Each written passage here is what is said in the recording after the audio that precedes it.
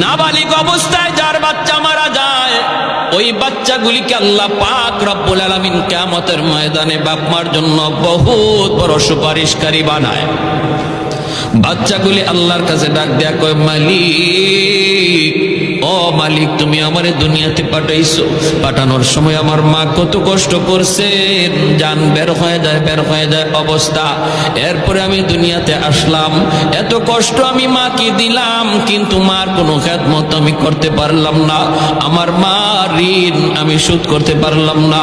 আল্লাহ, আজ যদি তুমি আমাকে জান্নাতে দিতে চাও, আমার মা বাবা সারা জান্নাতে যাইবো না, হয় আমারে বাপ মার সাথে জাহান্নামে দিয়ে দাও, হয় আমাকে আমার বাপ মার সাথে জাহান্নামে দিয়ে দাও।